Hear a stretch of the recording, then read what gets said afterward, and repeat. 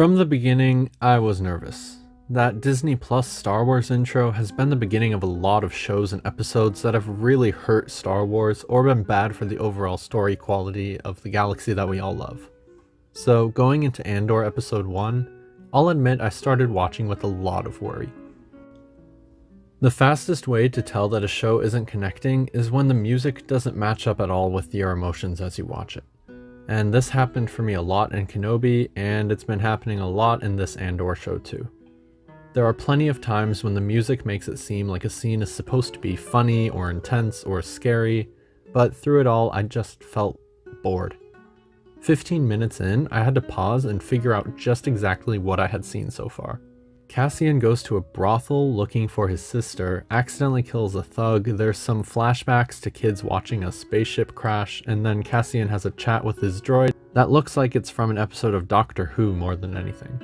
The only thing in the first 15 minutes that caught my attention at all was the droid joking about Cassian asking for 2 lies. Other than that, everything just felt very generic and boring and un-Star Wars to me. The most important step for any Star Wars movie or show, especially ones made these days in such a skeptical fan environment, is to make it feel like Star Wars. A good story is really important too to make it last and actually good, which is why movies like The Rise of Skywalker and The Last Jedi failed. But without feeling like Star Wars, the show or movie just becomes generic sci-fi and completely loses all the magic. This is something that Rogue One, the prequels, the Clone Wars, and even Star Wars Rebels did very well. Those movies and shows are in that sweet spot with good stories that also feel like Star Wars, which is why they're some of the most popular and beloved parts of the whole franchise. Then you have things like the Disney trilogy, which feel like Star Wars, but they don't have any story that's worth telling. And on the flip side, you have movies like Solo, where the stories may be kind of interesting, but it's so devoid of that unique Star Wars feeling that no one really cares about it and it just ends up being boring. Unfortunately, this new Andor TV show seems to fall into this category. I've already mentioned how the first 15 minutes of Andor really showed nothing of substance, and definitely nothing that feels like Star Wars. But let's compare that intro with Rogue One. In the first 15 minutes of Rogue One, we get to see Krennic, Jyn's whole family, Saw Gerrera, Death Troopers, Andor shooting a rebel spy to hide information, Jyn captured in an Imperial juggernaut, rebel forces rescuing her and then capturing her, an Imperial pilot deserter, a bunch of very unique aliens with designs that feel right at home in Star Wars, Jedi Temple ruins, stormtroopers, the rebel base on Yavin 4, General Dodonna, and Mon Mothma. These things all feel immensely like Star Wars. When you see Yavin 4 from space, see it from the ground, hear that rebel theme, see rebel uniforms, see General Dodonna and Mon Mothma, and see those famous blue planning stations the rebels are always using, you don't just know that you're watching Star Wars, you feel it. This can be done poorly, like how J.J. Abrams tried to throw every random thing he could think of into The Rise of Skywalker for no reason. Or it can be done well, as a natural, logical extension of the things we already know.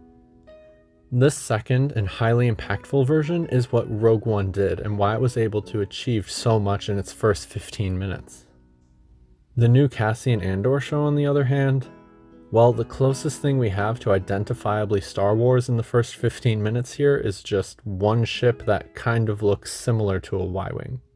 That's really it. The rest is dark, bland, boring, generic sci-fi with a thin plot and nothing connecting it to Star Wars in any way. Sure, we see Cassian Andor from Rogue One, but even he's been subdued into just a bland, generic sci-fi character. I know that shows tend to go slower than movies because they have more time to work with, and I really hope that this show picks up as it goes along somehow, but the opening was just really not encouraging. The best TV shows are the ones that act like a movie. They take their time seriously and they try to make every moment count, even if it only counts as some experimental story or a break from the heavier stuff. But this nothingness from Andor, it doesn't feel like they're setting up a slow burn to greater things, it just feels like they're already lost and meandering in the few opening scenes. And this might be a bit of a nitpick, but the acting and dialogue in this show just felt very off to me. Most conversations are between two people at a time, just kind of standing around doing nothing, and it doesn't flow like a natural conversation. What? Your friend. What friend? The one who buys your secret friend. How fast can you reach him? What happened to you? I fell. On what? A jealous husband? I have something to sell. Don't we all? It sounds like the actors are just taking turns waiting to read their memorized lines.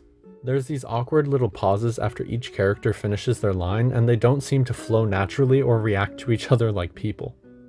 I don't blame the actors for this though, because the lines they have to deliver are somehow even more stilted and full of unnatural jargon than the original trilogy was. Every character speaks in this weird, long-winded, very technical way with excessively big vocab words, direct expression of their thoughts and feelings, and these weird one-liners back and forth that sound awkwardly forced and very unnatural to me. I know I'm not the best person to talk about awkward line delivery, given that I'm not a great narrator myself, but come on, these people are supposed to be professionals. And oh my god, this show is the most boring thing I've ever seen. It's just a bunch of random boring people dressed in generic boring outfits and generic boring environments discussing generic boring nothing. Episode 1 of this show felt like accidentally tuning in to the most boring daytime soap opera television has to offer. I've seen a lot of people online getting really excited for the show and praising it for being gritty and dystopian, but I have absolutely no idea what they're talking about. Nothing was gritty, it was just kind of a boring daily life of a boring guy living in a boring land of dirt and garbage. That's not gritty, it's just bland. And the dystopian nature of living under the Empire was literally nothing here. Two corrupt security guards pick a fight with the wrong guy, he kills them, and then the Empire ignores it for a bunch of good reasons laid out by their leader, who's basically the only character in the show so far with any personality at all. Then, some very neurotic Imperial guard goes on some big hunt to expose the random civilian who killed the corrupt Imperials in what was basically a bar fight. Honestly, he comes off as awkward, oversensitive, and cringeworthy rather than some hero who wants to keep the Empire honest. And this is coming from me, who's pretty sensitive and neurotic myself.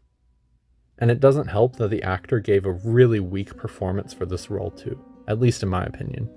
But none of this is really dystopian, just, again, boring. When Star Wars has less excitement than your average low-budget crime drama, someone really messed up.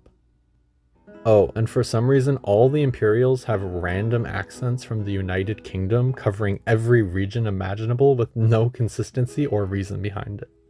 I get that Disney likes to push diversity, they probably filmed a lot in the UK, and the Imperial accent in Star Wars is a posh British one. But it's still jarring for every other character to suddenly have a different, strong regional accent. And I know that the show's on a budget, but wow, all of their technology looks like cheap knockoffs of fake future tech from the 1960s or something. Maybe that's an aesthetic they were going for to try emulating some aspects of the original trilogy, or to make things feel more grounded, or to show relevance or reverence for that time period, but it just doesn't look at all like Star Wars. Star Wars does have some old NASA-style screens in it, sure, but it should be mostly smooth metal and holograms. Everything in the show just looks like cheap old plastic toys you'd find in someone's grandpa's attic or something. I came into this show with high hopes and low expectations. Rogue One is among my favorite Star Wars stories of all time, and Cassian Andor was one of my favorite characters for his nuance and intrigue. But of course, at this point, my trust in Disney to make good movies or shows is basically zero. Was I hoping this show would be good? Of course. Did it come close? Not even a little bit.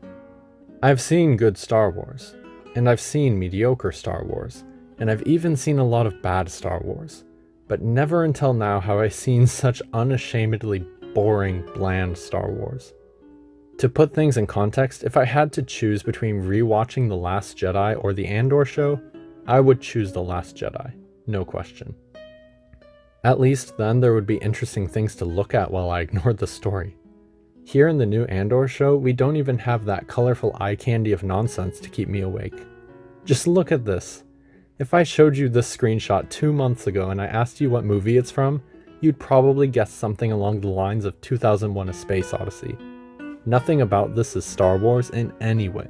When Doctor Strange and the Multiverse of Madness came out, which I consider to be the worst Marvel movie by far, that was the final tipping point that made me finally decide to be done with the MCU. I haven't watched any Marvel movie or show since then, but I hear things have gone downhill. And unfortunately, I think the first episode of this new Cassian Andor show may be that tipping point for me with Star Wars. There's nothing exciting, interesting, inspiring, or cool about the show. And somehow even worse, there's not even anything offensively bad or laughably bad enough to talk about it or think about it much. It's just like watching paint dry. And it's not even interesting paint. The Cassian Andor show is like watching gray paint dry on a gray wall. Sure, maybe there's some small bits of texture here and there where they really messed up or they managed to get some small joke in that's actually funny. But other than that, there's just really nothing there. Watching this first episode, I understand why Disney released the first 3 episodes all at once. If the first one was the only one to watch, everyone probably would have already bailed on the show. Maybe the next 2 are better somehow, but unlike what Disney wants us to do, I'm gonna take my time with the show and properly watch and review each episode one by one on their own merits. At least until I burn out completely and don't even think it's worthwhile to make more reviews of them anymore. Which may come sooner rather than later, looking at the quality of this first episode. But anyway, that's what I have for now. I'll definitely watch the second episode and make my review of that just in case things get better or worse. But for now, let me know in the comments what you thought of this new Cassian Andor show. Or click one of the videos on screen now for more Star Wars analysis. Until next time, this is Deep Dive, signing off.